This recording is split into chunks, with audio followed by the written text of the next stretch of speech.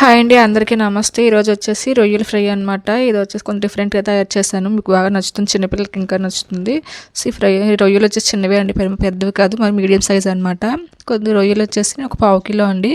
బాగా వాష్ చేసుకున్నాను, లెమన్ కూడా పిండేసి బాగా వాష్ చేసేసుకున్నాను. అందులో ఇప్పుడు వాష్ చేసుకున్న తర్వాత కొద్దిగా ఉప్పు వేసుకున్నాను అనమాట, తగినంత ఉప్పు అనమాట.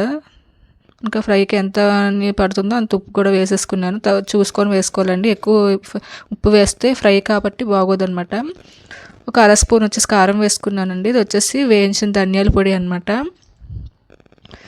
వేయించిన జీలకర్ర పొడి, ధనియాల పొడి కూడా వేసుకున్నానండి. ఇందులో మెయిన్ ఇంగ్రీడియంట్ వచ్చేసి చాట్ మసాలా వేసుకున్నానండి కొద్దిగా, అది చాలా ఇంపార్టెంట్ అనమాట. వచ్చేసి ఒక హాఫ్ లెమన్ అనమాట, మొత్తం రసం అంతా వేసుకున్నాను. సో ఇంకా క్వాంటిటీ ఎక్కువ ఉంటే ఇంకా ఫుల్గా కూడా మనం పిండుకుంటే బాగుంటుందన్నమాట. మనం ఎప్పుడైనా సరే ఇలా సీ ఫుడ్ ఏదైనా ఉన్నా కూడా లెమన్ అనేది వేసుకుంటే టేస్ట్ వేరేగా ఉంటుందండి. మొత్తం వేసేసి కలిపేసుకుని పక్కన పెట్టుకున్నాను అనమాట.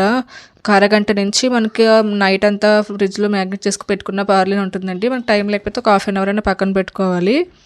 సో అలా పక్కన పెట్టుకోవడం వల్ల మంచిగా బాగుంటుంది అనమాట. అన్ని కారం, ఉప్పు, అన్ని మసాలాలు అన్నీ పడతాయి అనమాట. నెక్స్ట్ వచ్చేసి ఒక హాఫ్ అన్ అవర్ తర్వాత వచ్చేసి మీకు చూపిస్తున్నానండి. ఒక టేబుల్ స్పూన్ వచ్చేసి బియ్యం పిండి తీసుకున్నాను. ఒక టేబుల్ స్పూన్ వచ్చేసి శనగపిండి తీసుకున్నాను అనమాట. మీరు బియ్యం పిండి ప్లేస్లో కార్న్ఫ్లోర్ ఉన్న కూడా తీసుకోవచ్చండి.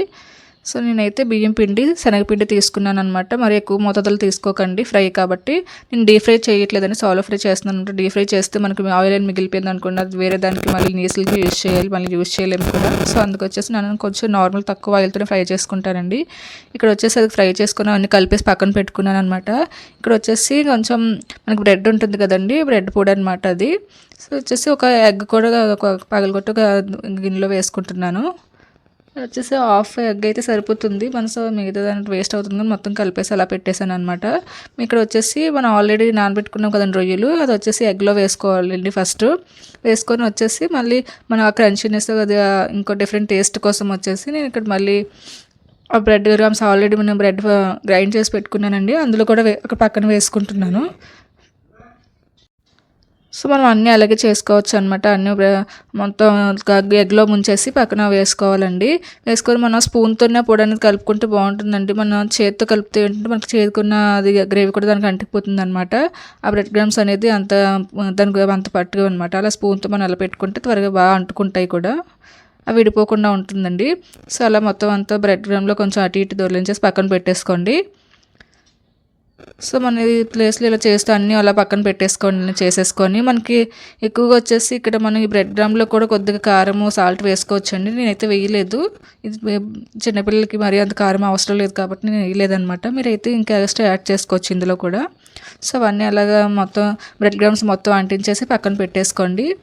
మరి ఎక్కువ పొడి అంటించాల్సిన అవసరం లేదండి, సరిపోతుందన్నమాట. ఇలాగా మనం డీప్ ఫ్రై చేయట్లేదు కాబట్టి, నార్మల్ ఫ్రైకి కాబట్టి అదంతా విడిపోకుండా కూడా ఉంటుంది. ఇక్కడ వచ్చేసి నేను మామూలుగా ప్యాన్ పెట్టుకొని ఆయిల్ వేసుకున్నానండి. కొద్దిగా ఎక్కువ ఆయిల్ వేసుకున్నాను అనమాట. అన్నీ కొంచెం అందులో వేగాలి కాబట్టి కొద్దిగా ఆయిల్ వేసుకున్నానండి.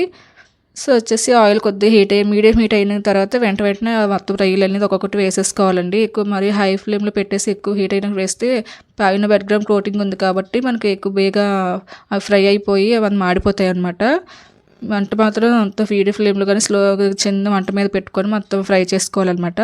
ఒకవైపు ఫ్రై అవ్వగానే మరి నెక్స్ట్ డే వెంటనే టర్న్ చేసుకోవాలండి, అటువైపు కూడా ఫ్రై చేసుకోవాలి. త్వరగా ఫ్రై అయిపోతాయి అనమాట, ఎందుకంటే మనం మ్యాగ్నెట్ చేసాం కదండి.